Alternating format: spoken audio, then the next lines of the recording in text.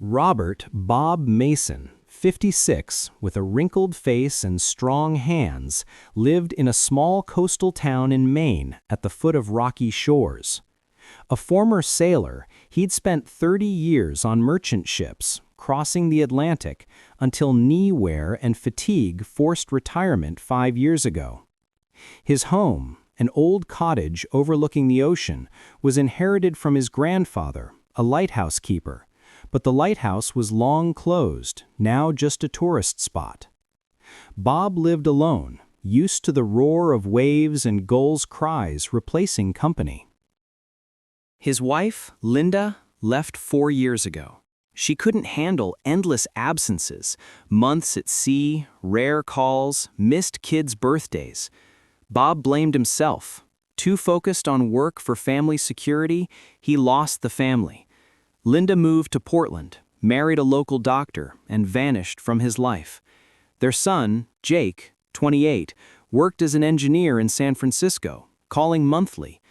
Daughter Sarah, 25, served in the Army in Virginia, visiting only at Christmas.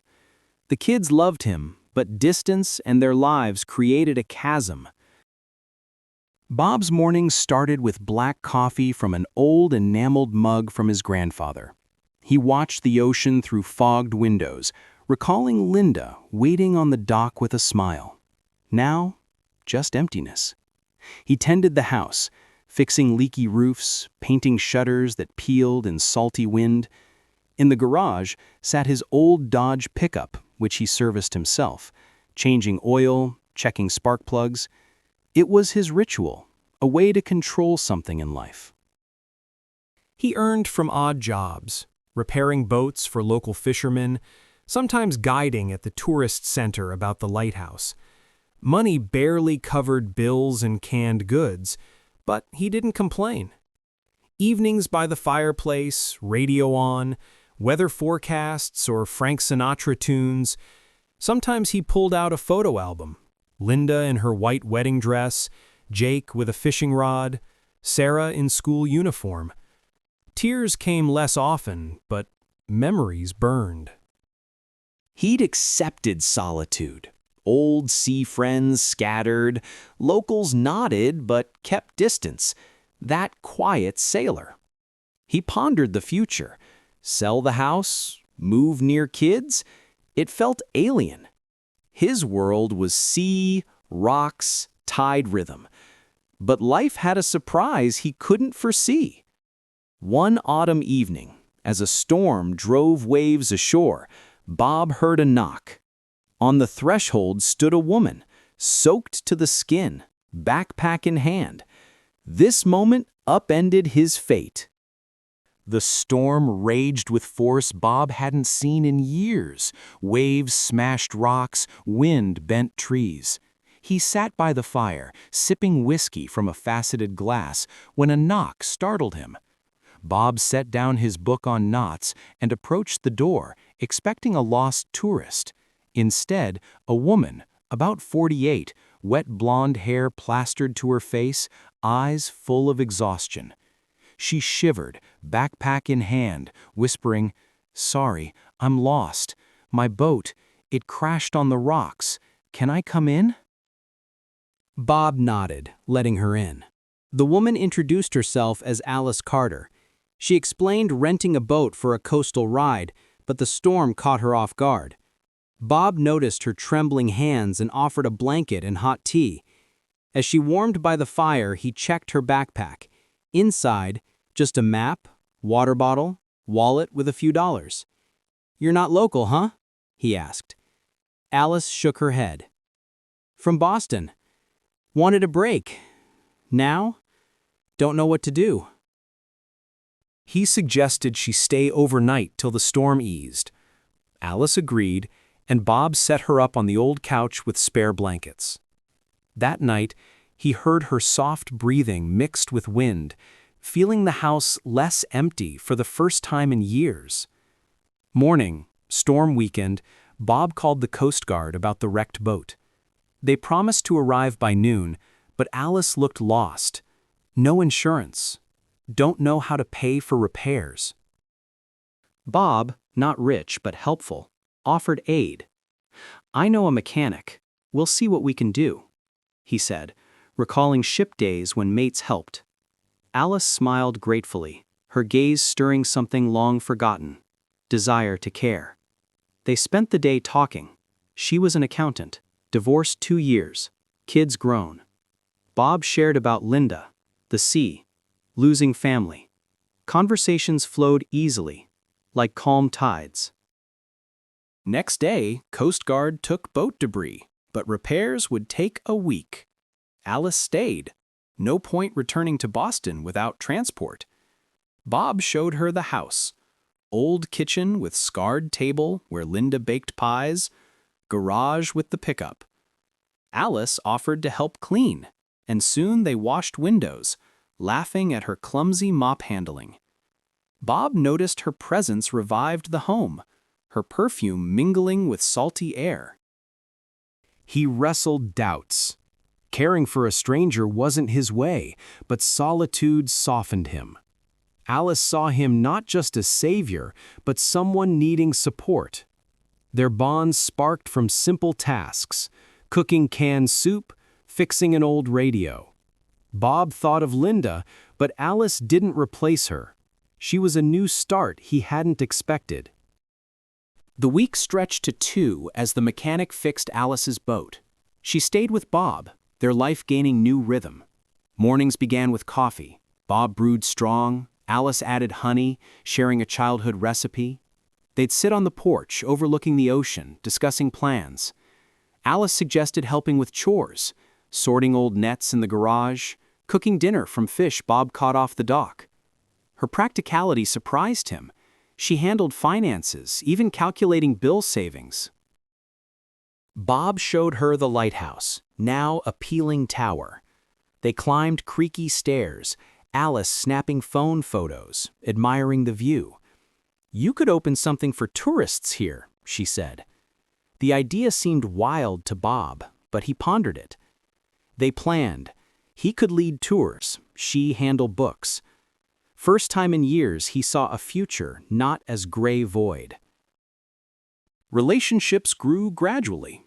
Alice shared her divorce. Husband drank, cheated, she left. Kids independent. Bob recounted sea tales, storms, saved crews, his mistakes, like missing Sarah's graduation. They found common ground, love of nature, dislike of city bustle. Evenings by the fire, playing cards or radio listening. Bob noted her laugh became house sound. One day, Alice suggested the local bar where fishermen gathered. Bob reluctantly agreed. The evening was surprisingly pleasant. They danced to old jazz, Bob feeling alive after years. Locals warmed to Alice, nodding like one of them. But Bob's emotions clashed. He enjoyed her company, but feared attachment. Linda still lived in his heart. He didn't know how to coexist with new feelings. Money issues arose. Boat repair cost more than Alice expected. She offered to work at the tourist center. Bob supported but saw her fatigue. He took extra jobs, fixed a neighbor's motor, earning cash. Their teamwork built trust. Alice felt at home, decorating kitchen with beach flowers. Bob grumbled, but was grateful for changes. A month later, Alice got a call from ex-husband Ted.